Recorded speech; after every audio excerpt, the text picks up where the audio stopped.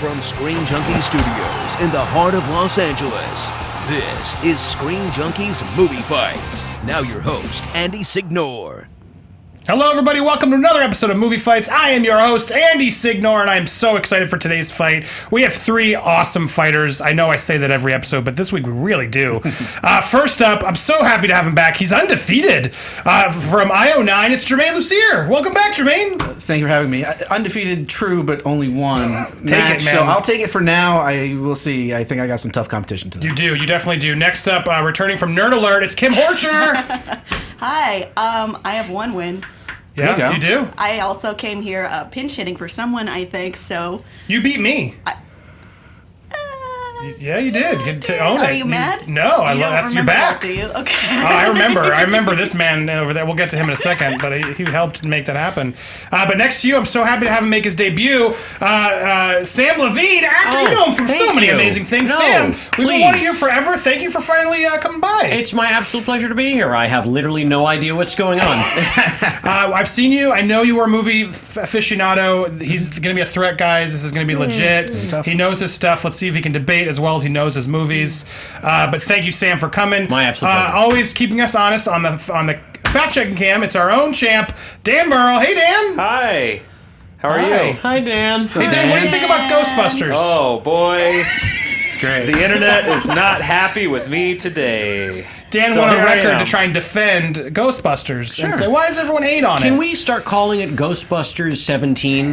Because is it to come out this year or next year? This year. Okay, so Ghostbusters 16. 16, yeah. Oh, people. Well, course I don't it's think this anyone was. Anyway, I didn't mean to bring it up, but Dan, man, Yeah, I'm taking it on the chin taking it today. on the chin. But hey, God, man, screw you for having an opinion, huh? Yeah, listen. My God, Dan, I stop saw having it come- opinions.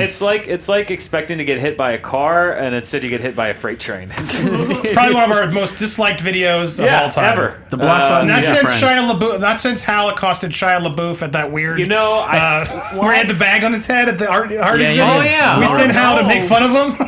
I felt always bad. didn't like that either. I felt bad for Hal having the most disliked video on think you might beat ScreenJunkies him. of all time, so I wanted to take that monkey off his back. Take Congrats, the pressure Dan, off you did it. The champ of the worst I video on did it. ScreenJunkies. Yes. But next to you, I don't want to forget, we have a fan here. I'm so happy to have him. It's CJ Lindsay. Welcome, CJ. Where are you from? I'm actually from Utah. Wow. And you you were down here locally. You reached out on Twitter. We made your dreams come true, right? Yeah, it was actually pretty surreal, so I'm happy to be here. This is crazy. Last minute in, and I wanted to make sure we could get you in. You said you were passing through town. We love helping our fans and getting them on the show.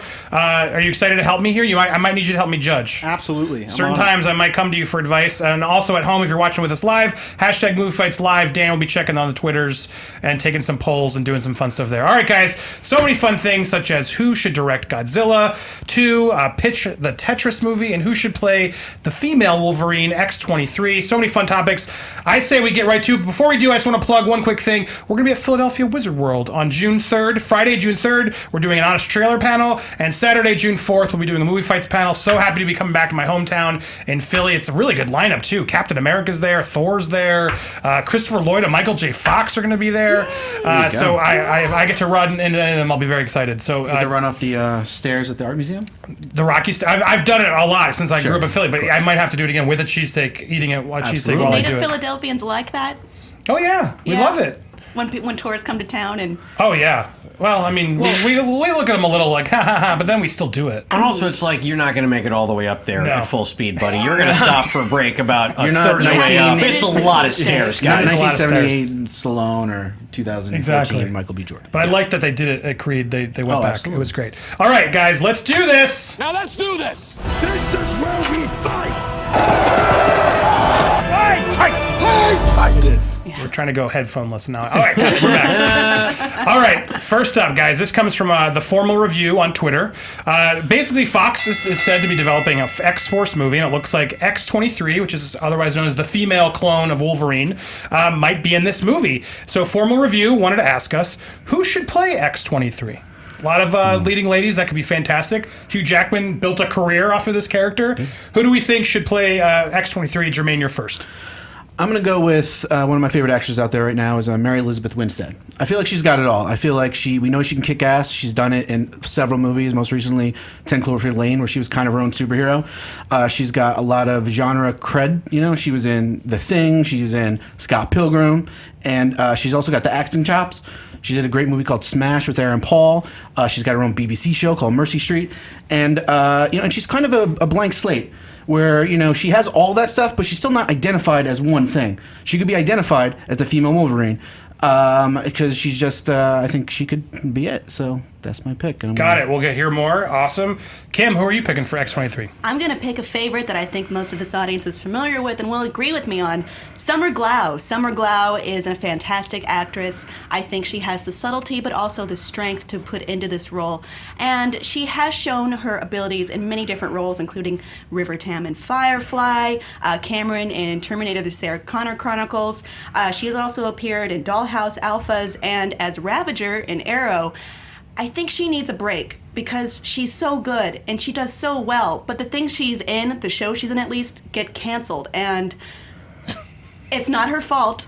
I think she is beautiful and wonderful and strong and has subtlety and strength in acting, and she could do this. She could pull it off, and she could have her own franchise around her. She's had some successes, though. She Longer has. than some. But yeah, fair argument. We'll hear more. Sam, who are you picking? I'm going with Emily Blunt. All right. And I have 3 simple words to defend that. Live, die, repeat. She was absolutely awesome in Edge of Tomorrow, and I before that had never thought of her as like an action hero, but I have to say she kicked absolute ass in that movie, and I think she could seamlessly transition into being a female Wolverine. She is British, of course, which all of our great Marvel action stars are not American because we don't breed that sort of thing, and I think she gets bonus points for being a non-American, bonus points for being already a badass action star, and I think she isn't necessarily as well known for any one particular role either, so I think this would be great for her to make her real mark. I love these 3. All right, guys, fight it out. Why is the other 2 not right for the part? I feel like Summer Glau, River Tan is basically a female Wolverine without claws, right? And I mean, she is kind of great. She's strong, and I also take offense with calling X-23 essentially a female Wolverine. Sure. She has the same powers, and genetically she is Logan with some deficiencies or changes rather, but she is her own character and she is her own person. Right. Sure, but I still think, and I feel like Summer Glau needs something to sort of prove that she can act. I mean, she's great. I liked her in Sarah Connor Chronicles, and she is great as River.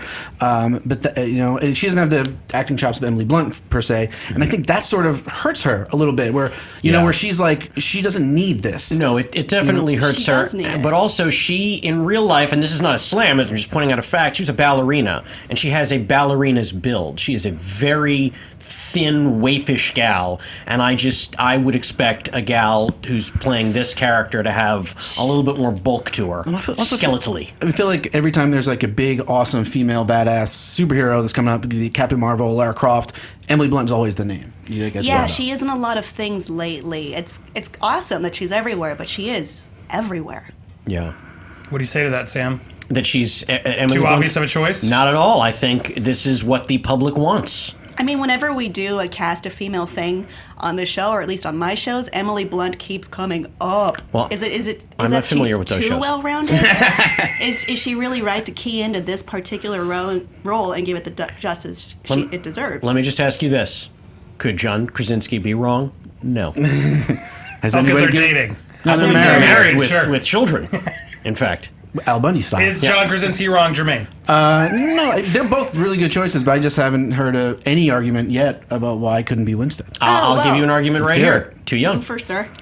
She's much too young for this sort of thing, and I don't. And while She's 1 year younger than Emily Blunt. 1 year. I disagree. 1 year. Well, then Emily Blunt He reads disagrees. older. I disagree. Yeah, I she does disagree read older. fundamentally. I believe she reads younger But this is than the beginning Emily of a Blunt. franchise. Beginning of a franchise, you need somebody. Hugh Jackman was. She was great in 10 Cloverfield Lane. Yeah. However, you will remember in that movie, the better parts were the interior, the inside. The part that everyone was acclaiming and loved was the drama that was going in there. It wasn't the action. It wasn't the alien invasion going outside. That was the problem most people had with that movie.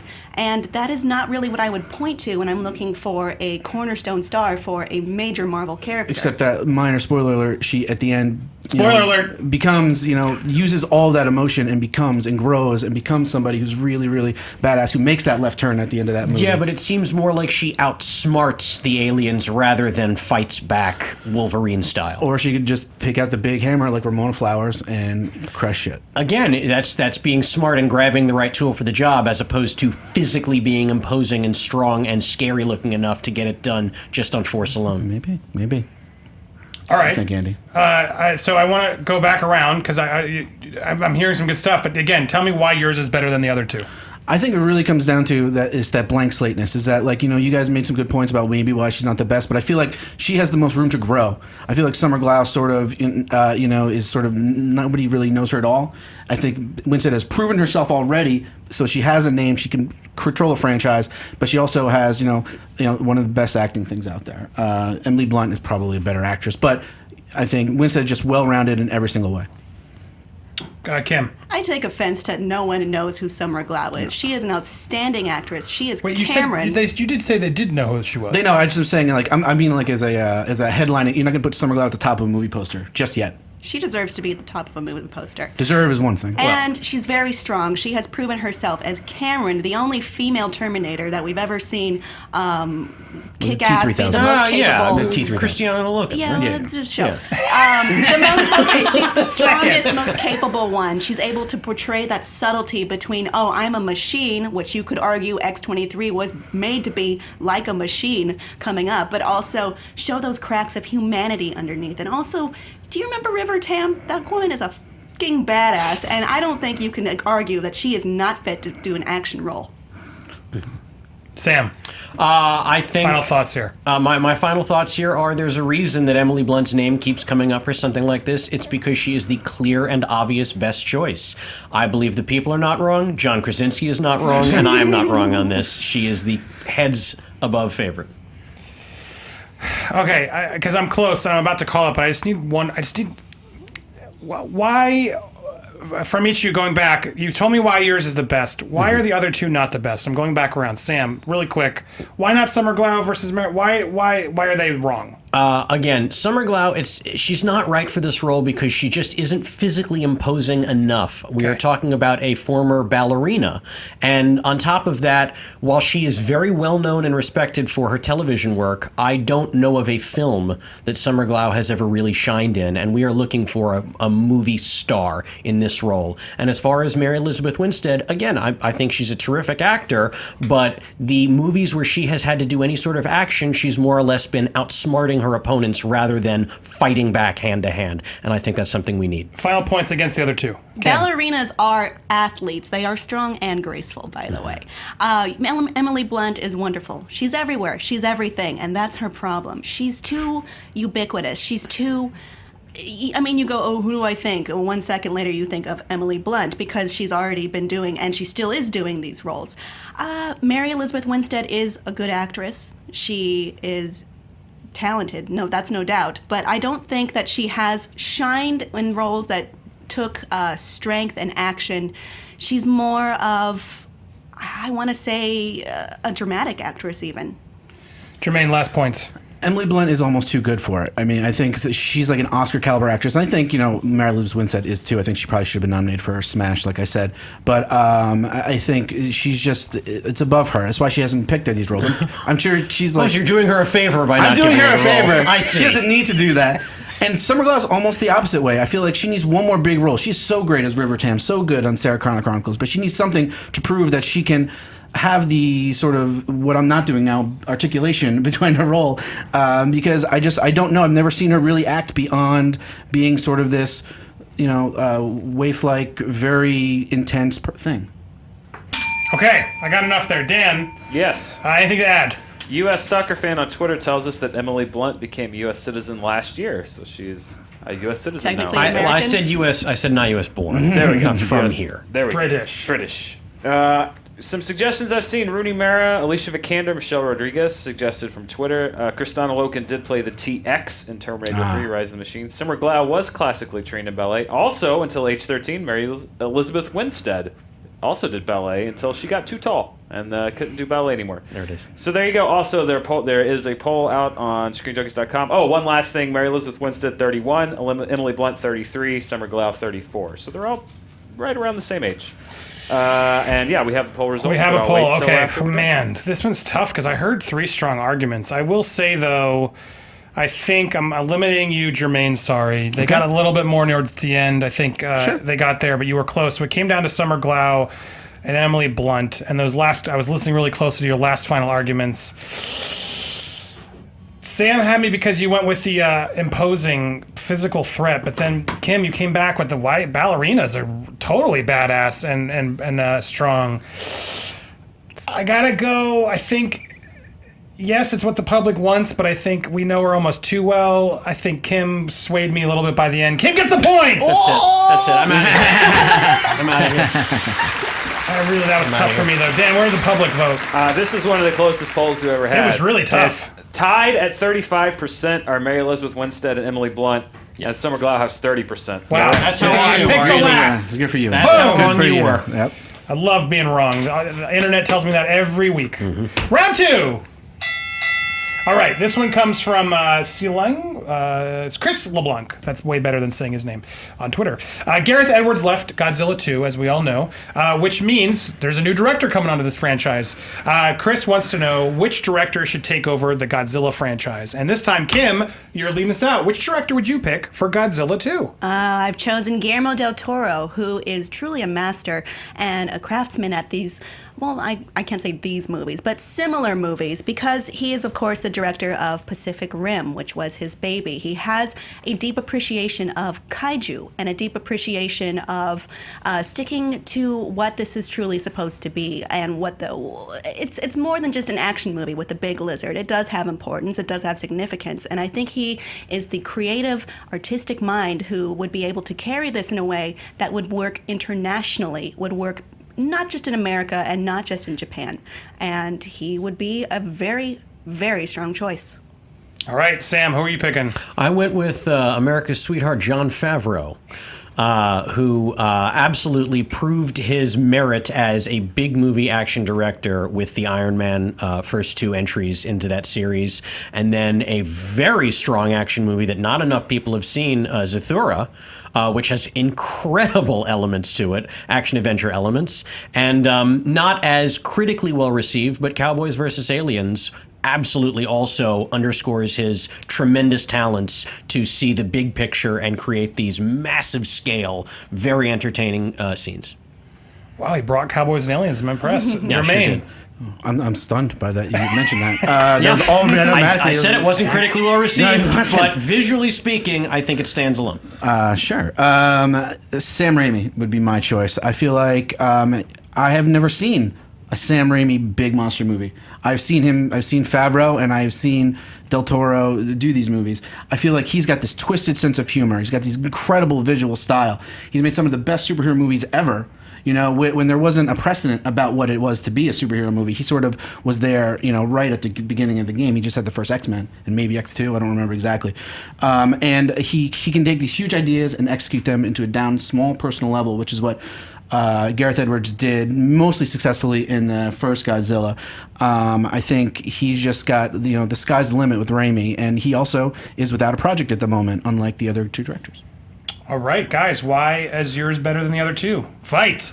Well, as far as availability, I don't think this is a logistical conversation. No, it's not. But you know, about it's who actually has projects in the works or not. This is all theoretical. Of course, it but would be hey. great if these debates actually decided that Emily Blunt They was the new. You have to do it now. There's no way that these 3 names haven't been mentioned at Warner Brothers. You know what I'm saying? So your other points are salient, but that Sure. one I will say no way. Right. Okay. Well, I think Favreau. I think he has made some really good movies, and The Jungle Book is a great movie. He's back, right? But I just feel like. Who is he as a director? How would you describe his style? I don't know what it is. I mean, he's made, and he's some of his biggest movies, Iron Man 2 and Cowboys and Aliens, I don't think they're very, very good.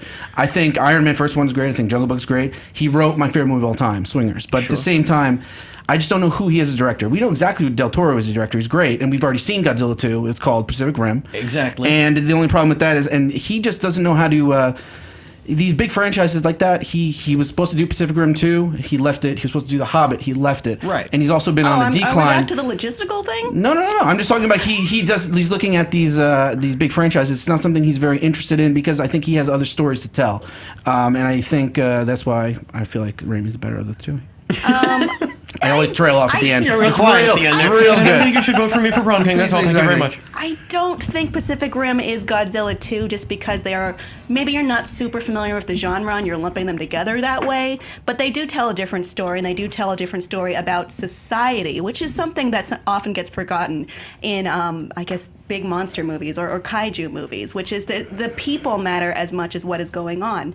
And he has the subtlety and the creativity to take this on, I believe. He's also handled franchises before. I mean, remember, he's done Hellboy. That was his baby, and Hellboy 2. And then we've also, he's done the second one of Blade, so if you want to say take the second movie, he's done it before and he can do it, or take over whatever someone else has already left off and keep going, but do it in your own voice, but don't do it in a way that's too weird. I think, and on the topic of weird, he does handle weird well. I feel like Hellboy 2 doesn't have this big monster at the end of it too, right? Well, I feel like, and I don't know if we're allowed to mix earlier stuff that happened in the show with later, but if the underscore of your argument for Summer Glau was people don't know that she can do this, and I think she can, the point is everyone they do know knows. she could do that. She Everyone was knows. Sarah Connor. Yeah, but she's never been a movie star. She's never been an action star in a big movie, and so we're taking a chance there. But on this one, you're saying Guillermo del Toro has done this. He's already done this. He's conquered I never the said monster we don't know who movie Summer world. Glau is. Fair enough. I said we do know who she is. We do. She hasn't gotten her big opportunity, right? which And she my has shown point several is, glimpses of doing. But my point is that Guillermo del Toro has had this big opportunity time and time he's a and time master. again, And he's done it really well in those movies. So I don't need yet another Guillermo del Toro giant monster and movie. he's gone for other giant monster movies, be it Pacific Rim 2, and he's just like, it's not something that interests me anymore. You go on to smaller little personal he things. Over it. He is absolutely over it. And in a movie like Pacific Rim, you're right, it is about focusing on the people and how these giant monsters and everything actually affects those people in town. That is not what Godzilla is about. If you think about the original Japanese Godzilla movies, it's all flee villagers, flee. The town is about to get destroyed. Everybody get out of here and let's watch these monsters fight. I wish it what were I as believe. simple as crush everything. Oh no, what do we do? It's much more complicated than that. Godzilla 2 is also going to be the second film in a major franchise, and it's going to have 3 other monsters in it. So it's going to have like 4 monsters fighting at once, which is something sort of happens in Pacific Rim. Absolutely. So we've seen his sort of visual thing. What can he do to change it? But in terms of directors who can handle both the large-scale destruction as well as the smaller personal stories with entries like Chef, Swingers, and Maid, we know that Jon Favreau is capable of handling person-to-person interaction and giving gravitas to the smaller moments in the movie, as well as handling giant, incredible action sequences that are citywide. Wait, so are you saying that it is important for people or not important? I'm saying that No, I'm not saying people in terms of strangers we get to see for 3 minutes. I'm talking about our leads, like in the first one, the story between Elizabeth Olsen and what's his face, Aaron Taylor Johnson. That relationship actually worked because we gave a shit about their characters because they were well written. That's what I'm saying. Yeah, I feel like Favreau's movies though they do have pretty big endings, but like if you look at the ending of Iron Man 3 versus 1 and 2, like they're more personal movies. He hasn't made that massive movie yet. I mean, I think he could probably do it. Have you seen Zathura? It's okay if you have. I have seen Zathura. That's a pretty big movie for what it was. Yeah, I mean, he makes a $40 million movie look like an $80 million movie, which is very impressive. But he's going to have $200 million to make Godzilla 2. And what's he done with that much money? He's made Cowboys versus Aliens. Let's not forget Elf, okay? I like Elf. Let's not forget Elf. So he's dealt with things that are very big in the frame, very small in the frame. Yes, he has done the Gandalf thing. I believe he has proven that he can make a $100,000 movie and a $100 million movie, and I would feel very confident giving this $200 million movie to him. And again, I'm going to set up. Nobody has said a negative thing yet about my director, but they can bring it on now. Sam Raimi, I do not think that he has the ability, not the ability, he's a very talented guy. I can't say anything against that, but I don't know that we've seen anything from his career prior to this that would say he's going to change what we think about the $200 million Godzilla franchise. Change what we think. What we think about that He sort changed of what we thing. thought about what a horror movie was. He changed what we thought about a superhero movie. Well, you know, what can we? He could do the same thing with monsters. He loves monsters. But the scale of the movie, the action sequences are so very different from the smaller, more person-to-person. I think Spider-Man 2's got some huge action sequences, especially at the end. And I feel like, and it's not a good movie. How do you feel about Spider-Man 3? Well, it's got huge action sequences and it's really bad. But and that's his biggest movie. Well, I say Oz is his biggest movie, and again, that is bad too. Yeah, but I feel like You're doing I'm legwork digging for us myself, here. right? Thank you so much. I'm going to win the arguments and then lose them myself. You just find me battle myself from now on, Andy. Yeah, but I still think, you know, he produces a lot of good things. He's got all this stuff. He's got the Ash vs. Evil Dead show. I feel like he's just got his reach everywhere. I think he's reach everywhere, and I feel like Godzilla is a franchise that has enough base that he can really, take what's already been done and make it better. He won't have to originate it. Go ahead, Kim. Any thoughts? Final thoughts? Oh, were you doing that? Yes. Oh, I'm sorry. Yes, we have a director who does a great job and is now being punished for it, for understanding the genre, for understanding the medium, and for understanding what to do with big and small set pieces. So it's super great when you're just an acclaimed director and you get shat on.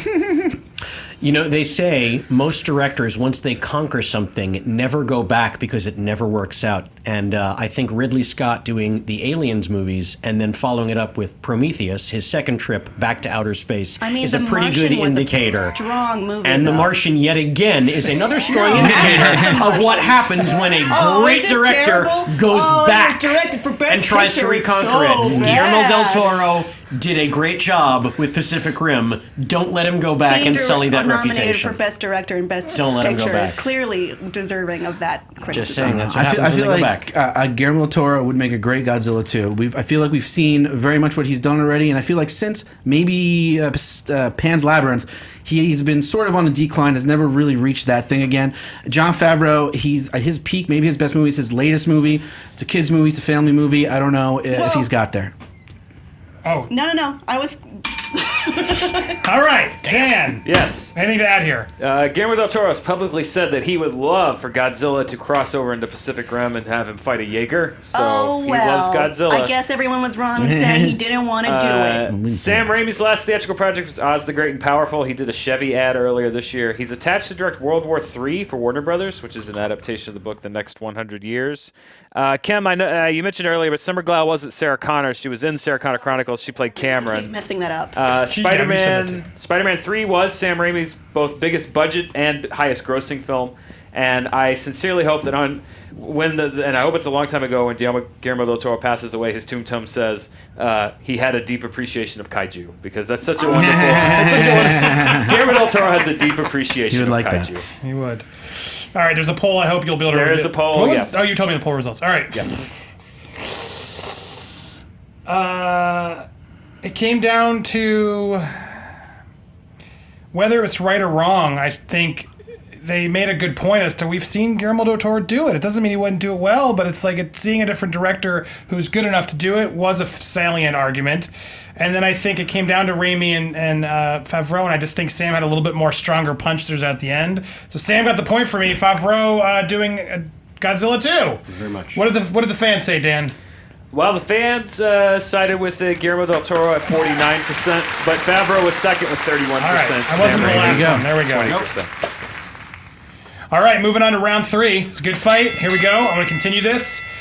Andy Serkis says his Jungle Book is darker than Disney's. Can we just take a pause, though? Do we really want another Jungle Book? No. I feel like Favreau hit it out of the park. Jungle Book 2 is Do we going to need come out another before this CGI Jungle Book? I mean, Anyway, they're apparently Warner Brothers is still going to keep going, and Andy Serkis is still excited. I wish he'd do something different with the CG. But anyway, he says his will be darker than Disney's, which bears the question, what Disney movie should get a darker reboot? And we're going to start with you, Sam. What do you think? Okay, now admittedly my answer to this question started off humorous, but I've been thinking about it the last 24 hours or so, and I've grown to really enjoy it. My answer is Honey, I Shrunk the Kids, which was a huge Disney movie when I was growing up. Sure. And it's been a while since I've rewatched it, but I did did catch it probably 2 or 3 years ago, and it's a lot of fun. It's got a lot of family moments in it. But there is a pretty scary sequence in there when these kids have to team together and fight, and have to deal with the ant, and then fight off this scorpion.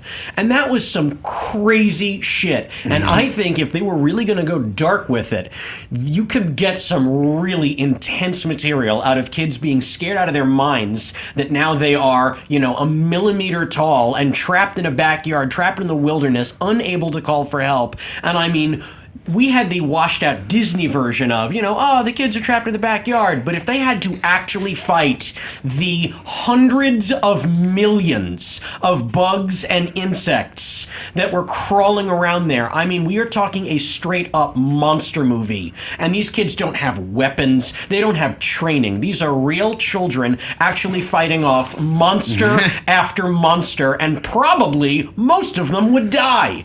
And so some kids would die in your They movie. would absolutely die in this movie. And so let's say the really clever ones, the really ones who can outsmart them, or when they see their companion is hurt, go extra Lord of the Flies on this shit and feed the injured ones to the bugs so that they can run away. And they finally get back to the house and convince their mad scientist father, "You shrunk me, you motherfucker. I need to be big again. I just six of my friends died out there." That would be an intense fucking dark movie, and children would be terrified to see it, and I would pay to see this movie. Wow, I love the passion. All right, Germain, you're next. Follow that. Pass. No, after Sam just crushed that. I can't do it. It's a Disney. It's not to say as a Disney Yes. movie, right? Well, Jeez, that is dark reboot. Yeah, I know, dark reboot. You can go darker with your pitch. I guess it. No, it's fine. All right. Well, mine is the Mighty Ducks, because I was rewatching the Mighty Ducks a bunch of times recently, and I realized that go dark. Go No, for is it. that they always that is freaking dark. I mean, look at that. Look at Gordon Bombay. Look at that smooth pimp on the right there. There's a lot of big actors in there, by the way. Anyway, I feel like you watch these movies, they always win in the end, right? And what are the best sports movies? The ones where they don't win. They got to learn something. And these kids, if you watch these movies, all they do is learn to do a bunch of tricks and then win by some miracle on fucking ice. So I want to see the Rocky version of this. I want to see them a little. They're really sort of they're from a sort of bad neighborhood here, but I'm moving them even worse. I'm moving to your hometown. I'm moving to Philly. All right. South Central. Going full Rocky. They're just I want to see the Mighty Ducks Rocky, and I want to see them really sort of struggle and sort of learn to play hockey like hockey's meant to be played, And then I think at the end, they have to lose. They have to learn that losing is okay, because that is more affirming for today's youth than it is to just be like, oh, we won because we did a knuckle puck, or we had the flying V, or some stupid little thing that would never ever work in real hockey. I want to see a real hockey movie. I want to see Slapshot without the humor. I want to see them lose at the end, and I want kids to learn sort of like Monsters University or something, because I'm thinking Disney stuff. I didn't go Sam's fucking way with this, but I want to see them realize that losing is okay as long as you came together as a team and learned to do something well and prove yourself. All right, Kim, you're up next. All right, I chose Disney's Pocahontas. So there's a couple reasons why I chose this Disney princess. One is, as people who watch my show may have known, Disneyland did put me very far in the process to be playing her in the parks, and I know a lot about her.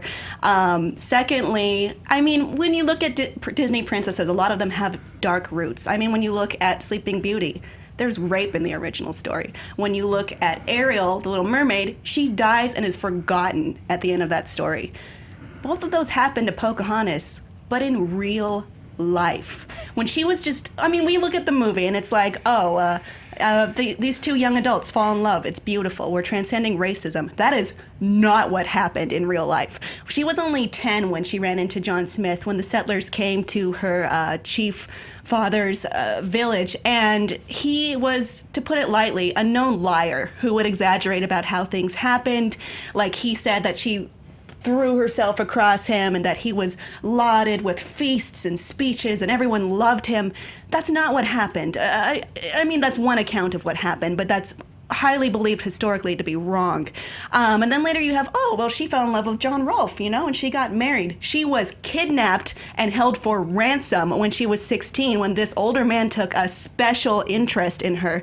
And the only way she would be released is if she married him baptized herself into this religion that she was being forced into, and took this new name and this new identity and left her family forever.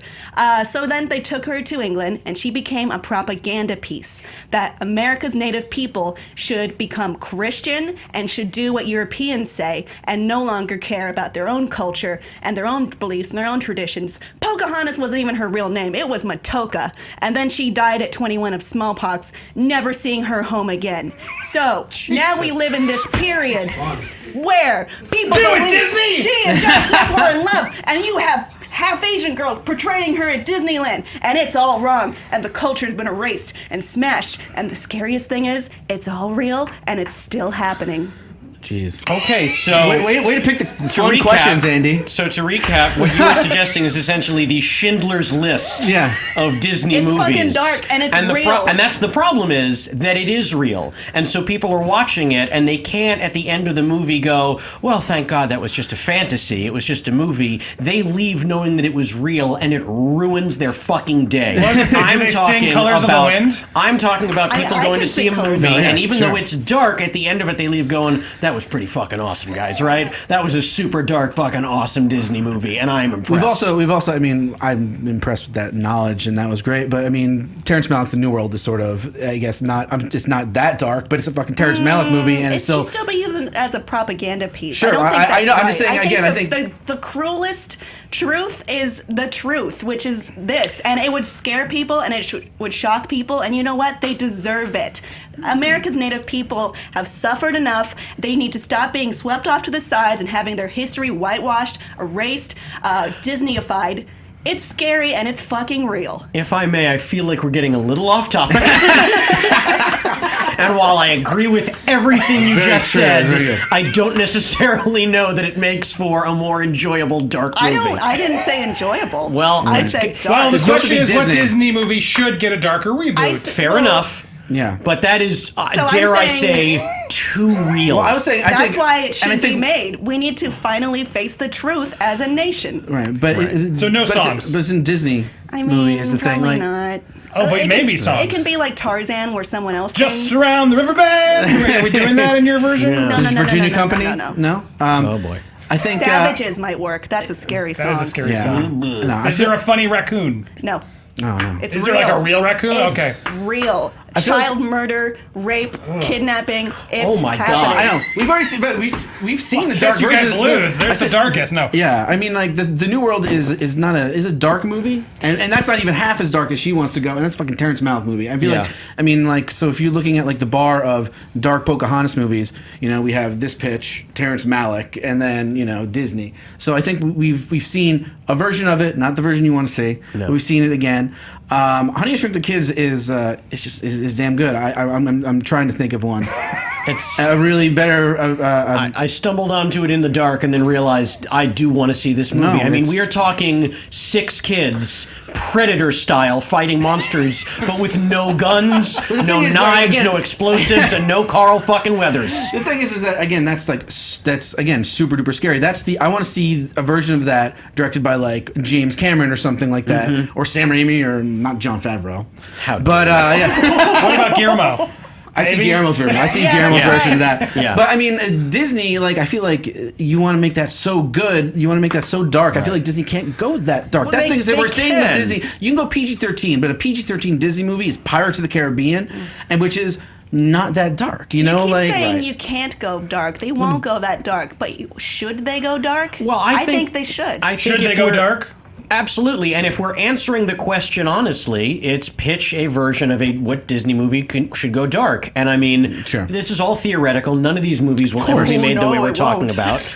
And so I think at this point we're not arguing, oh, well, would that really play? What would it be rated? We were just talking which of these movies sounds the most awesome, and Yeah. I think We're there's a talking clear the winner most here. Right. I Ideal mean, reality. honestly, you guys went way darker because I sort of thought we had to stay in the Disney. No, Like it's okay. Disney making Hey, it dark. Yeah, I know. made their own rules here. No, I know Yeah. exactly, absolutely, and that's fine. All right. Well, final thoughts. Go ahead. Are you bowing out then? What are you doing here? I think you already have. Right. I do want to Sam.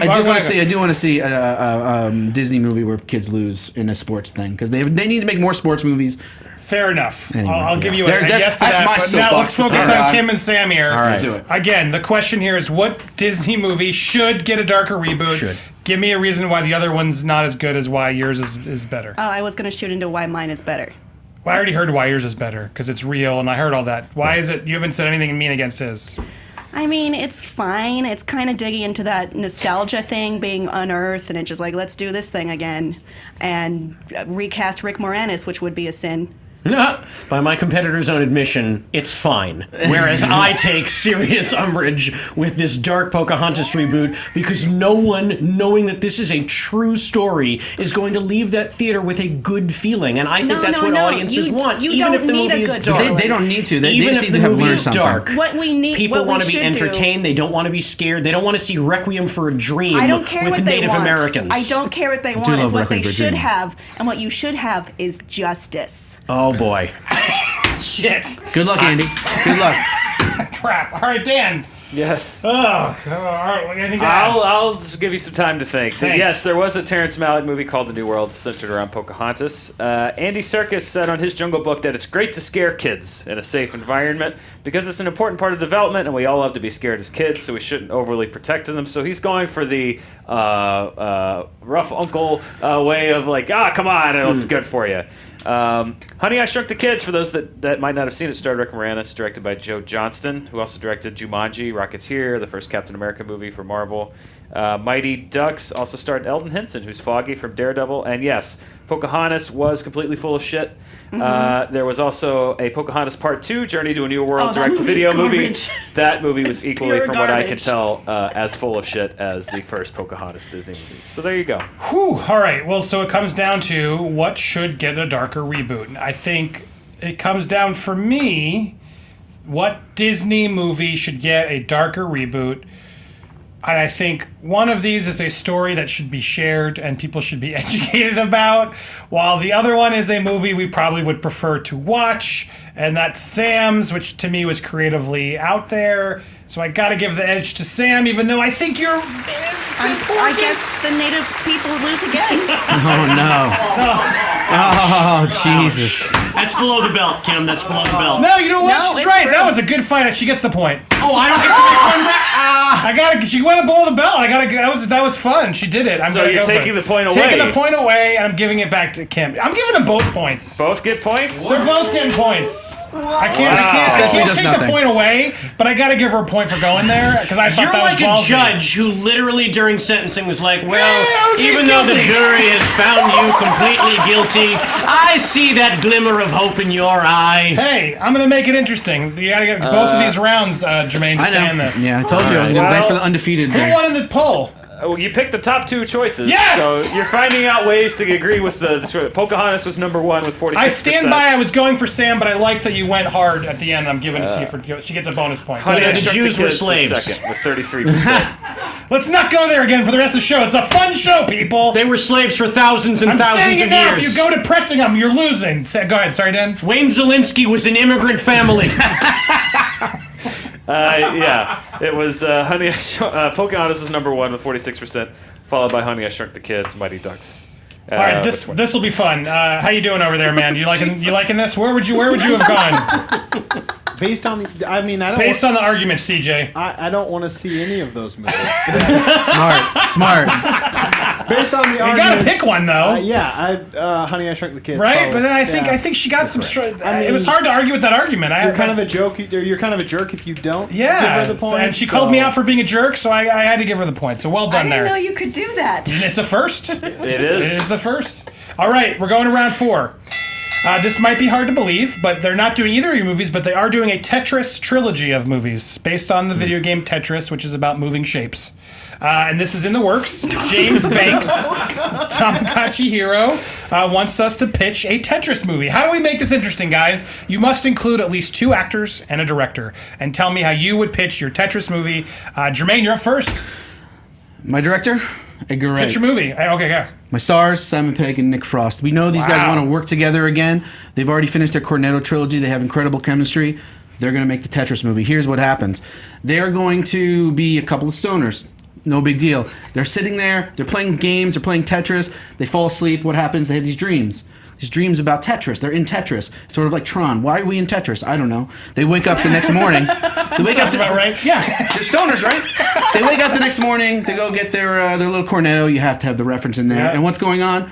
It's Pixels. A bad movie, a great idea. And the Tetris people have started to invade. They're dropping. These things are happening. They're taking these buildings out, this and that. So Nick Frost and Simon Pegg's characters, stoners, yes, but also smart with a heart of gold. They need to fight it. Just so happens that one of them has invented a set of these gravity boots. And these gravity boots, what do? You can jump tall buildings, this and that. So what do they have to do? They have to jump and hit all of these blocks together. And once they make the Tetris, they go away. So the third act is them jumping around, hitting all these blocks into each other to form them, and they disappear to save the world. Wow, okay. So Pixels. Pixels meets Tron, divided by Shaun of the Dead. Kim. I wrote mine out. Is it okay if I read it? Yes. Okay. Tetris. Tagline, not everything needs to be a movie. Starring that kid from The Maze Runner and Taylor Swift as the woman he loves, and repurposed old audio clips of Orson Welles as the Tetris god, directed by whoever did Divergent or whatever. In a post-apocalyptic dystopian version of our world, humankind is all but enslaved under the vestiges of an unseen alien monarchy. We don't know a lot about our overlords, only that they have the power to wipe us all out at any time. At birth, every child is blessed and cursed with a birthmark of one of 6 Tetronimo shapes: a square, a line, a T-shape, a thing that looks like an S, kind of, a backwards one of those, an uppercase L, and also a thing that looks like a backwards L. On every child's 16th birthday, they're summoned to a spacecraft that corresponds to their shape to take them off to a faraway trial with and against their peers, known only as the board. Few return home, some disappear forever. No one knows what happens to those who disappear into the abyss, others only reporting a flash of light. This light has become an object of fear, strength, and the subject of the world's most permeating religions. This tradition has gone on for decades, with most of the human race sacrificed to the light in their adolescence. All has been unchanged for all this time, that is, until one baby was born with a birthmark shape with 5 connected squares. Dun dun dun. Now that he's a sexy teen, is Pentworth Penn Quinston the beginning of humanity's end, or is he the key to saving the world? Wow, I think you need to make that fan fiction immediately. I wrote it at work yesterday Yeah. when I should have been working. Well, I know, wow. Well, I want to hear more, but let's get Sam in this fight. Good luck following that, Sam. Yeah, much like Kim, I wrote mine at work, which for me means sitting on my couch in about 90 seconds. So here we go. Let's see, here we go. Denzel Washington and Michelle Monaghan star in Tetris, a $200 million blockbuster directed by Rian Johnson. The film centers on Mick Taylor, Washington, an overworked and underpaid city planner, and his smart and beautiful, but still learning the ropes, second in command, Jill Ivory, Monaghan. Everything in their world turns upside down when pieces of an alien city begin slowly falling to Earth, and only Mick and Jill have the skills necessary to rearrange the falling debris to fit perfectly within their city to prevent its total destruction. It will receive an 11% fresh rating on Rotten Tomatoes. Oh, you know in advance. I know in advance that this is not going to be critically well received. But in mine, I'm just going straight popcorn on this. I'm not going Maze Runner. This is not based on some sort of series of young adult novels that anyone over 25 will not give half a shit about. This is a straight War of the Worlds, in-your-face popcorn movie. Don't overthink it. Check it out. Denzel Washington, Michelle Monaghan running around saving the city. Wow. All right. I want to make sure the poll's not out. Is the poll out? The poll is not out yet. Can we call it Denzel Washington Tetris, Edgar Wright's Tetris, and Maze Runner Tetris? Or Yes. Young Adult Tetris. Young Adult let's call it. Tetris. To Young our Adult Tetris. social media Dystopia. gurus listening. Because I really need to ask the audience, which ticket would you buy? Because it's going to come down to that. Because those are 3 very different and very pitches. But all right, fight it out. You got to tell me why you do or don't want to see the other two you heard. Go ahead, Germain. Yeah, I mean, the Maze Runner one is so much lore, and that's cool for some certain things. But Tetris, I feel like the whole point of Tetris is not to have the lore. I feel like you need a basic story, obviously, but the tattoos and stuff is very, very interesting. But it's almost too much. You're like, I don't care. I want to see big shit get exploded and do that. Sam's thing does that very, very well. And I like Rian Johnson, but I'd rather see Edgar Wright make that movie. And I sort of pitched similar thing. Yeah. And we know that Pegg, Frost, and Wright would be funny. It would have action. It would have all that stuff. Where Denzel and Michelle, as they go by, Denshell. Oh, that's cute. I don't know if we care. I don't know. I mean, Nick and Jill. No, I mean we like Denzel. We like Michelle, but. Do you want to see them in a movie together?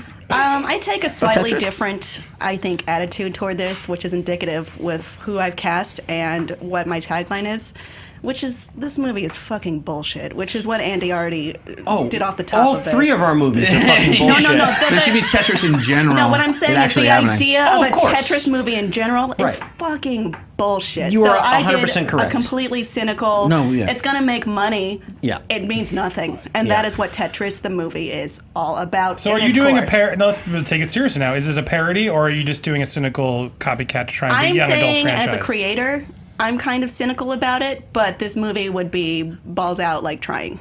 Yeah. I mean, Pixels was borderline parody. Pixels was insulting. No, it's a terrible movie, but it's Ghostbusters with video games, which is a great idea. Right. It just wasn't executed well. No, and I it think wasn't. this is what Tetris has to be. It has to be Pixels, but good.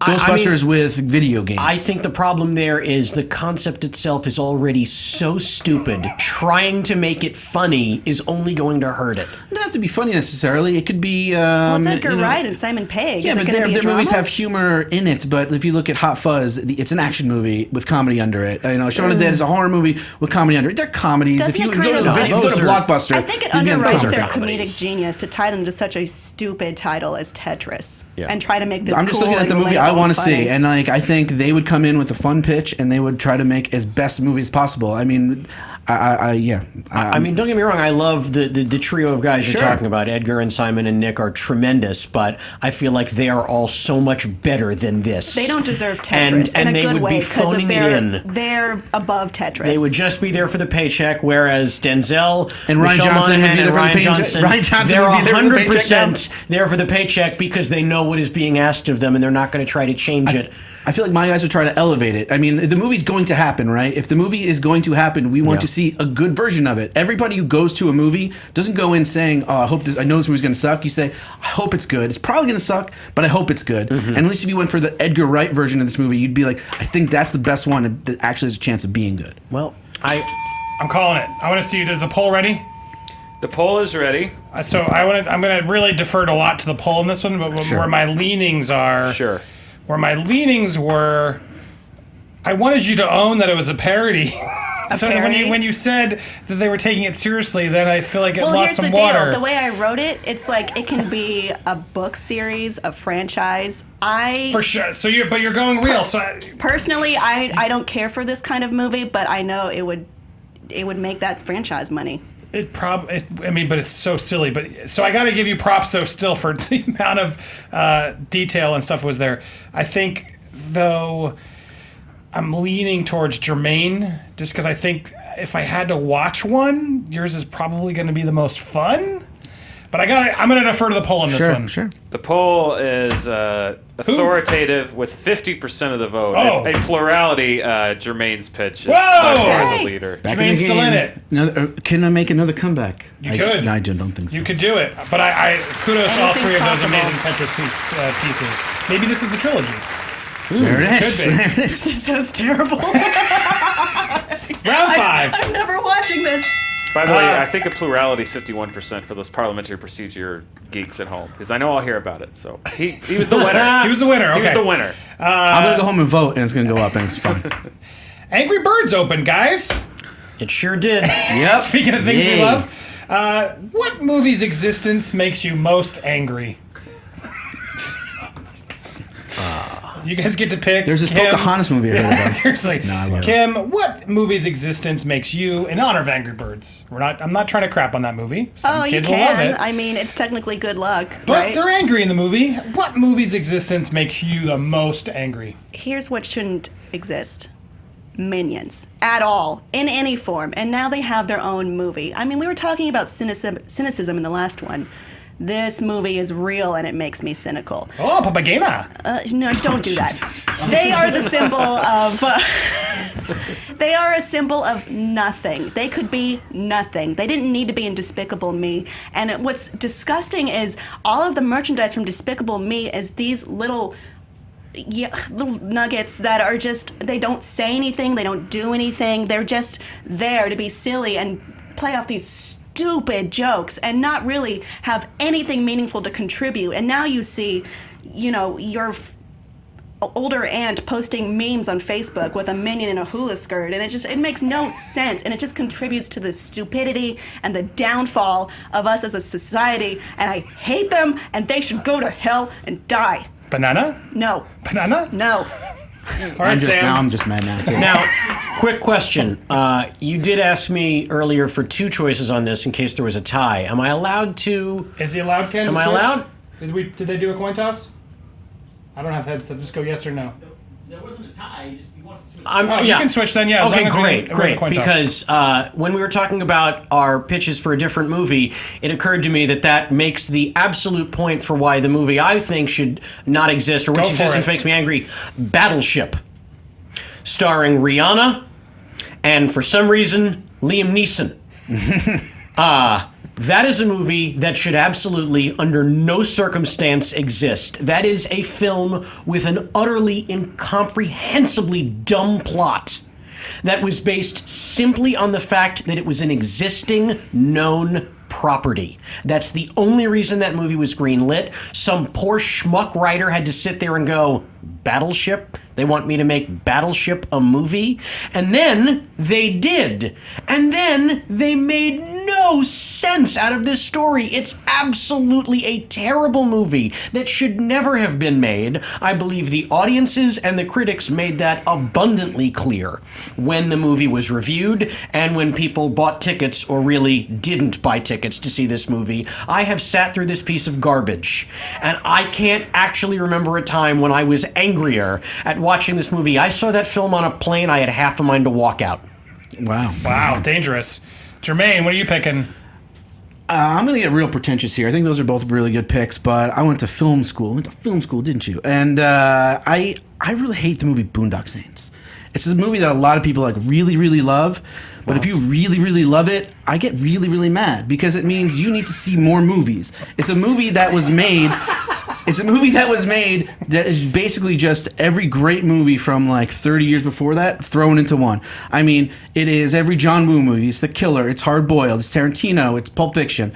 It's Reservoir Dogs. I mean, it's got it's got Coen Brothers in there. It's got Sam Peckinpah in there. It's just all these movies that if you've seen this movie, you're like, oh man, that movie was so cool. I'm like, yeah, I saw it again. I saw it in like 1995. It was called John Woo's The Killer.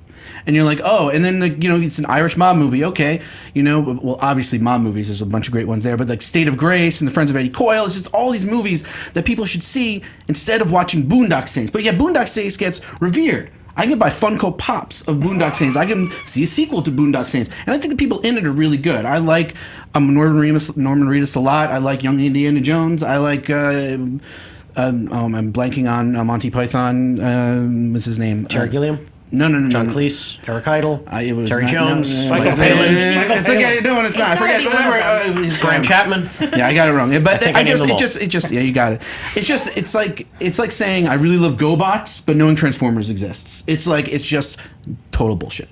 All right, guys, fight it out. Why is yours the most angriest? I will absolutely say why mine is the angriest. The 2 movies that these guys named actually have both huge fan bases and got lots of money. Now, admittedly, Boondock Saints was not a box office success, but like many movies before it that were not released theatrically, at least on the wide scale, had this tremendous long afterlife on DVD and have these very large fan bases, perhaps undeserved, but albeit the same, have these these huge fan bases and make lots and lots of people happy. The Minions movies make lots of children happy and lots of parents happy because they can sit their kids in front of the TV for 90 minutes and not worry about them. There is not a person walking the face of this earth that was happy about Battleship being made. I think Taylor Kitsch was happy about it. He got a nice fat paycheck. Well, and sure. I think With the Hasbro was happy about it. With the exception, no, they were not happy they about weren't. it. They were maybe With the exception not. of the actors and their families, no one is happy that this movie exists. I just think it's so forgettable. I think it does suck that it's basically Tetris. We could have done this question That is 5 years exactly ago right. with it.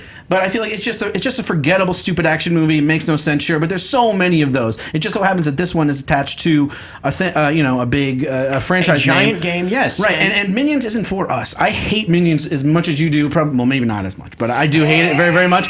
But that's just not a movie for us. It's not even in English. 90% of that movie, so it's for babies. Have you and seen so how many adults are sharing that and buying these T-shirts and wearing these stupid outfits And I involving don't the overalls? It's wanna like, see those why? people. Why is it wearing overalls? Why does it have glasses? None of this matters. because their This is kids all- like it. So no, the problem is that their kids like it because it has no message. There is nothing behind them. They are just pure and simple, condensed commercialism. That's all it is. How did they get Sandra Bullock to be in this movie? Just by The same giving her reason they got cash. This Liam represents Neeson. her selling out. This represents the abdication of taste. It's just all money, money, money. Shit sandwich. Eat it up. There's think- nothing behind these things. But the truth of the matter is that movie does have a tremendous fan base, and even if that fan base is people under 5 years old, But that is it's a fan harmful base. to be a fan to this.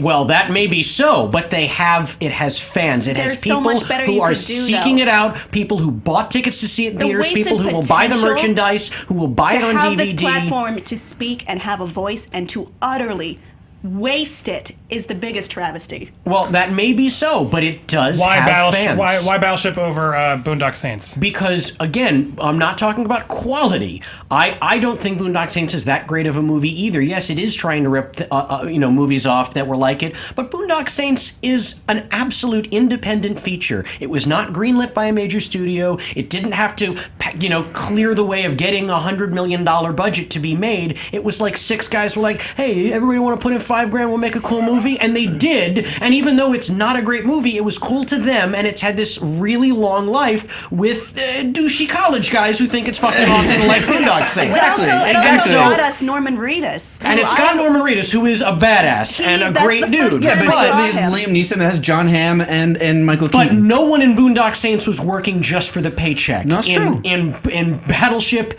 everyone. Yeah, but you guys from the wouldn't let me lowest argue that extra. people couldn't do logistics, and this is legit. Now you're arguing think paycheck I versus think we're arguing versus that it's- I'm what arguing a what movie makes stands me for. angrier. Yes, and what makes me angry And is that making movies nobody with no was working substance. for a paycheck on Boondock Of Saints. No, they were selling not. That's true. soul, which is what is a travesty. I don't think my movie has a soul. I don't think any of the movies have a soul. That's why we don't No, like the them. actors had a soul, the but they actors. traded it for money. No, you're doing an animated movie is like doing this show. It takes you an hour and a half, and you get paid. That's the difference. And also, you get that paid. movie has a huge fan base. Children, parents love movies that they can safely bring their children to and show their children regardless of how stupid it might be. You shouldn't It's a be safe shoveling movie for stupidity parents. right into your child's brain, though, and it makes Well, it if so you wanna easy. talk It's to- permeated culture if so you- much. if you wanna it's have- ubiquitous, and it doesn't deserve in any way to be. I agree. And if you want to have the conversation about bad parenting, that's a completely different podcast. No, I'm Jermaine, saying it why- enables bad parenting. Why is yours worse than Minions and Battleship? Because people think it's really good. At least those movies people don't think are really good. So mine actually holds this place in culture that it's like hurting film lovers. I mean, like, if you go in that and you think that movie's good, you're going to watch The Killer and you'll be like, oh, I've seen this already. Or I've seen Hard Boiled. Or I've seen The Wild Bunch. I've seen these movies before because it was all in Boondock Saints. No, it's a ripoff. It's a shameless ripoff at every single place. Those guys had passion, sure. It's independent, great. It came out in 1999, where it obviously got buried by some of the greatest movies of all time. But it's just... It's a poser movie where those movies, at least they know what they stand for. Minions is a family movie that's not good. Battleship is a money grab that at least has some spectacle, and people liked it. There are some people who liked it. Nobody liked it. James Rocky, who used to be the critic for MSN, loves it. Why did he used to be? Because he gave a good review to Battleship? Asked and answered. No, Asked I and don't know. answered. I actually don't know why. Oh, I don't get to. Oh, go quickly. Oh, sorry. I was just going to say. I want one too then. Fine. My final rebuttal is Boondock Saints was an independent film, never meant to be a wide theatrical release. Minions is absolutely a movie with a built-in fan base. It is a spin-off of an also existing thing because they knew it had this little fan base attached to it, and it is a huge fan base, and that fan base is children who admittedly aren't buying their own tickets, but Battleship was made for the people, and the people roundly said, fuck you, this is garbage. Kim, look at Minions is terrible because it's so powerful. It is all sound and fury signifying nothing. The Minions didn't need to be in Despicable Me. They could have been anywhere, anything, because they're blank. There's nothing behind there. There is no message. There's no point. There is no value. It is just there to cash in. There doesn't have to be any point to it. It's a kids movie. It does, because children Battleship matter. was intended for Children- adult And people who made humans. Boondock Saints wanted them to see it just because it was Children independent. shouldn't be That's why. looking at just pure dreck and thinking this is what I'm supposed to like. It should do better, and it should be better, and it's a shame that it's this bad. Did you get your thoughts in? You're good? Sure. Dan! That was a firefight! Oh, wow. Germain, we might, judging by Twitter, we might need to get you an escort home because there are a lot of I knew that Boondock was going to Saints happen. fans Trust out me, I there. knew that was going to happen. I knew that was going to happen. They do wish I indeed had have Funko Pop figures. That was not an exaggeration on Germain's Billy part. Connolly is the name that I was looking at that just Billy popped in my Connolly. head. I don't think he's part of it. Strangely, Boondock Saints, of all of these movies, the lowest rated on Rotten Tomatoes, the highest rated on IMDb. So there is a disconnect between critics and moviegoers. Who goes and rates that movies movie. on IMDb? And the two schmuck writers of Battleship were John and Eric Hober, who also wrote Reds 1 and 2 and upcoming 3, I believe. So Wait, do you mean red or Red. Reds? Sorry, Red. No, they're making Reds too. It's going to be awesome. I can't wait. The Red movies plural. The Thank Reds. you. Yes. Thank you. The Redses. The Yeah, movie's blue red. and white also. Yes. Okay, that's it? That's it. And then, of course, you have the poll, but I will hold off on that until. CJ, what'd you think of that round? It was a good one. I enjoyed it. Any thoughts? Yeah, I mean, I personally agree that Minions kind of pisses me off more, but I think Sam killed it. Wow, he's reading my mind a little bit. I think a little bit, because you gave a really strong argument at the end there, Germain, when you said it's hurting film lovers, because it is I didn't see where that came from, but when you said, oh, I've seen this before, and they're seeing in Boondock Saints, that is kind of a bummer. So it was close, and then you did make a very strong argument about it's bad for kids, but I think they did get you bad. It's like, it's a kid's. It's fine. My kid liked it. I'm not a bad parent because my kid liked it. There are some so do you're it. going to I'm just personal saying. judgment? I'm just saying. I Is know that what a parents. judge I think a does? lot of parents aren't bad parents just because they liked the Minion characters. So I think you went a little hard, and when you went broad on just the characters in general, I think. Is that really the case? I think Minions was a bad. Anyway, I think you got too hung up on they're just bad for society, which I think they got you on why it's for babies. So and then you really did come hard there with the fact that last little bit about everything you said. So I gotta agree and go with Sam gets a final point. Thank you. But very close. Kim, you're still in the finals. Oh. Kim and Sam are going to the final round. Jermaine, One- you were one- close. a one for one and one. but One you, for one and one. You fought hard, and I'm happy you did it. I hate Candor. Minions, the movie, for the record, because Well, that was terrible. And What did the poll- audience say? I'm sorry, Jermaine, but Boondock Saints only has 9% on that. I knew. I started the argument saying I'm going to be very pretentious. Let me refresh this to make it is 46% to 45% Wow. between the other two. Minions has a 1% advantage right now over Battleship. And the But reason but is you don't because know. adults aren't meant to like Minions. Exactly. So if you had Exactly. 10,000 Like 4-year-olds Exactly. voting in this I'm poll. just sorry. I just believe the children are our future. Yeah, but come on, Despicable Me 1 and 2 are not as offensive as Minions, and I wish you would focus that a little bit. They're think not- it is offensive, Those movies though. are not as bad. Minions is awful. Minions is awful, but you think did it's the whole the- general Minions is awful on Minion- a I think different it's the level. Many people fell in love with personification. Minions and Despicable Me because they were cute little sidekicks. Minions, which it's a kids movie. It's a cash grab. Of course, they're all cash grabs. Everyone wants to Boondock make Saints. cash in a movie. Except Boondock Saints. not But a you're cash still in the grab. finals. Cash It was grab, very baby. close for me, but I think Sam just gave me a little bit more than just they're annoying, because they are annoying. But there's more. And why do they wear the overalls? No, that annoyed me too. no, there's nothing They makes did a any prequel sense. story about the Nobody- Minions, and they found them on a clothesline, and suddenly all the Minions wear Nothing makes any overalls? brilliant. sense. That's Nothing brilliant. matters. That's just lazy. I know. Eat, die, live, whatever. Who cares? We're in the final. We've practiced the speed round. Sam and Kim, you both made it in, so you're here. We've tested this. You know how this works. Any questions before we begin the speed round? I'm going to ask you 2 questions. If you both say the same answer at the same time, whoever said it first gets it. You'll have to pick a different answer. Okay. You'll each get 20 seconds and then 10-second rebuttals. Any Understood. questions before we begin? I think I got it. Good. Again, you got the time will start when you start talking. Got it. All right. And Germain I will help you out. and CJ, you guys will help me if we need help to help decide these winners. So we're in consensus. Here we go. First one. Sorry, 15 or 20 seconds. I wasn't here last 20. week. We're at 20. 20 seconds. 20, We've gotcha. switched it over. The fans seem to like the 20 seconds. Gotcha. All right. First one's going to be a visual aid. You'll see it up on the TV. I'm going to show 2 DVDs from the bargain bin that was submitted from Eric Snook. He picked these 2 DVDs. Which one should we buy? Transformers. Transformers. I heard Sam. Barely. Sam. So Sam, you get Transformers. That means Kim, you have Green Lantern. Extended cut. Yeah. You did get the Okay. extended cut. Is Good that what point. it said? Yes. Yeah. Now, Let's throw it up there again so they can just see just for quickly as they're fighting a little bit. Okay. Yeah, you are Transformers, right. whenever And you this is start. at Walmart. Whenever you want to start. Revenge of the Fallen. Sam, go ahead. okay, that is Transformers Revenge of the Fallen, which is in fact the sequel to the very successful 2007 Transformers movie. That movie is garbage, as is Green Lantern, but in this scenario, you are absolutely dealing with the lesser of 2 evils. And the sequel to that movie, while dreadful, is absolutely head and shoulders above Green Lantern. Go ahead when the time starts. I cannot remember how Transformers Revenge of the Fallen goes, and I can't remember who was in that movie, but I can remember that we have Hal Jordan, and we have characters from the Green Lantern mythos, so at least there's that to think of. They are both pure garbage, but at least this one we have a stronger base. We can remember the comics that at least mean something and can go back to that. We also... 10 seconds. It has a wonderful mythos to Green Lantern, and they absolutely took a steaming diarrhea dump all over that mythos with that piece of garbage. Transformers, you knew what you were getting with that movie because you'd already seen the first. Speaking of steaming diarrhea dump, Transformers Revenge of the Fallen is exactly that. It has completely diluted what Transformers was as a comic, as a show that people loved. Whoo! Jermaine, based on those arguments, where are you leaning?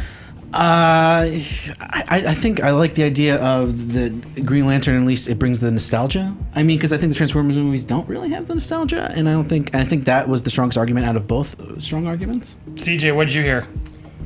I officially understand your catchphrase. This is tough. This is tough. Transformers. Transformers. So Sam. Yeah. Yeah, I think. Is it just 2 for each, by the way? I had more. Okay, I'll remember that for next time. You're sorry, yeah. It stuck for me, so I'm deciding. It sounds like you both each picked. I was leading there. Kim was winning with me, but then when you pointed out how bad they destroyed the mythos of Green Lantern, that swayed me back. So I got to give Sam the point on that one. So Sam gets the point. Should have said that you got extra value with the extended cut. I was would've- going- if you said that, it was all. That would have helped. My next argument was going to be Deadpool. I forgot that I only have one, and then Now you know. 20 seconds, then 10. Here we go. If Paul Feig and Judd Apatow are both busy, who should direct a Freaks and Geeks movie? Are you kidding me? Is this a real question? Ladies first. I'm supposed to win this? Who should? He's on the spot. It's good. We asked Elijah Wood, best Elijah Wood movie. Best Lord of the Rings movie. Yeah. Kevin Smith, best What if Kevin we Smith both movie. abdicate? Or he could You know, the win end if of he has a good Hunger answer. Games? All right, I'm going to answer. If you'd like to go, I defer to you first. Speed rounds. Love it. Right. All right. The answer is Edgar Wright. Edgar Wright. Can you just give You this? have it? No. Are you giving up? Or are you going to say Yeah, I somebody? give up. That was the thing in my head, but I was like, maybe it's Are something you better. sure? You might. Will that clinch the game? No, there's more. No, I think she gets but one it more. puts she's in a very Okay, difficult hold position. on. If she loses this. I don't Give want me you a to. second.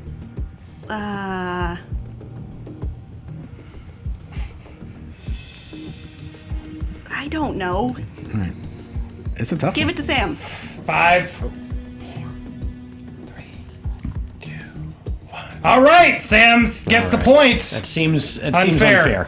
Seems unfair. Seems unfair. I think I'm a little more familiar with the subject material than she is. Yeah, but just because he was on the show doesn't mean he can't think of. She can't think of exactly. somebody who could direct Just a comedy. How it got made. Who would be the best to handle Yeah, but this you show? took the two guys out of it. I took the two out. I had to tell Kevin Smith why Red State was better than his personal favorite Kevin Smith movie. So it gets difficult sometimes. It happens. All right, you still have a shot here, Kim, but I will say now you're up against, I think you got to get all three of these, right? To tie it. All right, but I have faith in you. Ready? Here we go. Let's keep this interesting. What movie character would be most fun to have as a next-door neighbor? Tyler Durden. Wow, can't believe that came out of my mouth in one piece. Any character. I'm really out of it now. Deadpool. All right. Because I didn't get to talk about him earlier. All right, here we go. Tyler Durden's first. 20 seconds. Go ahead. Mine takes place in the real world where Tyler Durden, even though he was a figment of his imagination, he actually existed and he didn't do anything supernatural. If you had someone show up at your door that you didn't want there, Tyler Durden is the guy. I would say, hey, can you help me get rid of this guy? And also, he's definitely good for a laugh in the real world. Again, I want to be very clear. He is a real human being. Remember Deadpool's roommate, where he treated her well and they were like friends, and he made fun of her, and she got to be like part of the movie, even though she was just a blind old lady who was addicted to drugs? That could be you, except you have more powers because you're not a blind old lady who's addicted to drugs, and you have this fun friend who values you. I mean, I'm assuming. Wow. All right, 10 seconds. You can't go swimming with Deadpool. There's a lot of things you can't do with him. Just because he's ugly. You can do everything with Tyler Durden. He's super handsome, he's super funny, and he'll kick the shit out of anyone who talks to you. You didn't say that you were the Edward Norton character, so this could turn out very bad for you. Did you? No, I did not. I just said he's your neighbor. I just think you could get sucked into a cult. Wow. CJ. Based on those arguments. Based on the arguments, Kim did really well. I'm with Kim on that. The first part was too strong to ignore. Yes, exactly. Yeah. All right, Kim, you're still in the game. Here we go. Next question. Hang on, I have to take a sip. Take a sip. In honor of the nice guys, best Ryan Gosling movie. Drive. I can't think of any Ryan Gosling movies. Well, then you're going to be in trouble. I'm going to give you 10 I seconds. The Notebook. Oh, I love Drive versus a Notebook. This could be anybody's game. This is good. Yeah. It's really about the argument. Drive's up first. Go ahead, Sam. Drive was such a great, dark little movie. You got to see every little facet of acting ability in Gosling's scowl. He has very few lines in this movie, and he takes you on this incredible dark journey through his dark, tortured character and his relationship with the woman, the neighbor, and how he wants to protect, but he has this violent streak inside him that he has to keep down. You can't do this in a cynical way, but The Notebook is truly a very soft, heartwarming story that teaches people about love and it's lasting through life. This is a movie that people turn to kind of now, like it's become the go-to romance movie, the go-to tearjerker because it's so strong, and it made the world fall in love with Ryan Gosling. The Notebook has become a punchline of what a chick flick is. It is absolutely so over the top because Gosling is so dreamy and handsome, whereas Drive is an intense, in-your-face movie. It's in your face, but did it need to be Ryan Gosling? I can argue that you could easily put Tom Hardy or another action star in that role. We get to see this person that is memorable, which is why it's become...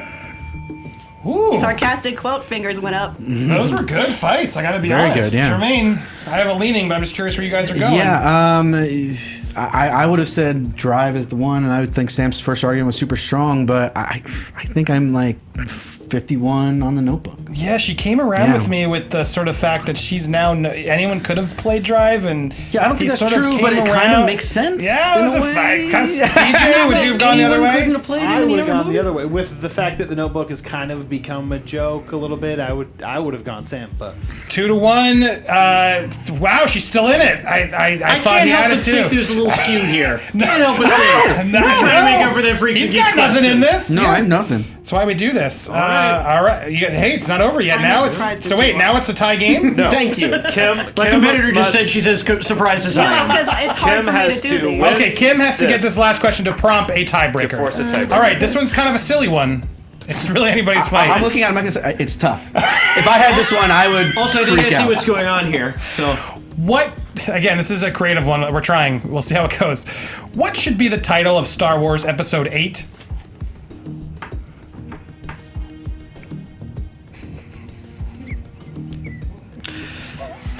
Star Wars 8, here we go again. There you go. Star Wars 8. This is fucking awesome again. Okay. Really go with the theme. I like Sam's it. up first. It's tough, man. Star Wars 8, here we go again. Because the most recent Star Wars, The Force Awakens, had very similar themes to every Star Wars movie that has come before it. We are locked in this universe. We know our characters. There's only so much you can do with them and the big reveals. But because they do it well, it's still going to be entertaining, but it's still more of the same that we've already had. I disagree that it's more of the same. I mean, an homage is different than just copying a script, which they didn't do. We have these new characters who are the brand new characters are the best part of this to me because they represent different perspectives, different takes on the Force, different who could they be, does it matter, will it matter? We have, I would. What was your title again? This is fucking awesome. Yeah, okay. That's all There's right. a swear word in my title. Yes. Okay, go ahead. 10 more seconds. There's nothing new about the characters. Rey is essentially Luke. She's got these strange powers. She doesn't know where they came from. She's got this mythical backstory. Same as Kai. What's Adam Driver? I think that's a very shallow way of looking at it, and I think it does accurately show the magic of Star Wars in a way that we, as fans, were desiring when we got screwed over for the prequel series. I'm not going to add anything to my He's out argument. of time, I just wanted you to hear my voice last because she's gotten the last word on the last word. Well, it's whoever answers first. I goes. disagree. Wow, it turned into sort of is Star Wars good? Right, which I didn't like, and that's why Sam actually did talk about his title. Yes. Which is why I would go with. Yes, CJ? Agreed. That's where I'm stuck too. It became an argument about Star Wars and not the title. And he could have gone silly, he could have said anything. For the fact that Sam at least talked more about his title, he takes the win! Wow! Good fight. Good comeback. Oh, yeah. Oh, yeah. I wanted it to be on camera. Oh, all right. Oh, there, okay. She was waiting for the score. Look at this. Scoreboard. Oh, yeah. We are good. Good game. They're Good okay, game. guys. It's just a show. It's just a show. Guys, This means nothing. Guys, that was really fun. Thank you so much for fighting hard. There were some silly rounds in there. I want to give you each some time to plug some stuff properly. Germain Lussier, where can people find you? You can find my writing on io9.com and gizmodo.com and Twitter, Instagram, all that stuff at Germain Lussier. And I will block anybody who talks about Boondock Saints. Just calling it on now. Yeah, I'm just letting you know. Because they're already all there. I'm sure. Kim Horcher, always good to have you back. Where can people find you? You can find me at youtube.com/nerdalert, where I host a talk show for the well-rounded nerd. I also want to say I'm a fan of both these guys, and I'm happy to compete with you.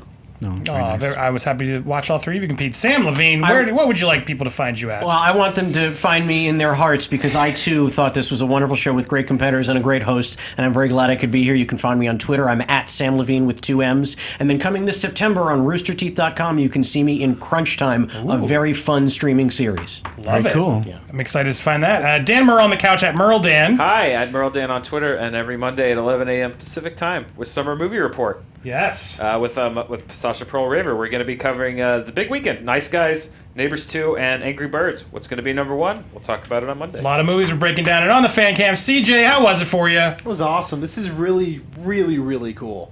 Thank you for making that, for saying that, and for making it down here and being a fan. We love having you guys watch. Anything you'd like to plug? I do have a website. Plug it, brother. At corneronsports.com/cinema. It's a sports and entertainment website that I do articles and some fun stuff on. So check it Great. out. Go support CJ, everybody, and support all three of these people. We'll be back here with After the Fight, watching if you're watching on Plus, and otherwise we'll be back next week. Thanks, everybody, for watching. I'm Andy Signore. Bye-bye. We put on YouTube comes with this kick-ass graphic listing all the topics your favorite Screen Junkies podcasters are talking about. If you click the topics, you can skip around and choose your own podcast battle royale. Go ahead, try them all. If you haven't already, subscribe to Screen Junkies on YouTube to join us for future fights. Or if you prefer to listen on iTunes, click the logo to download an audio version.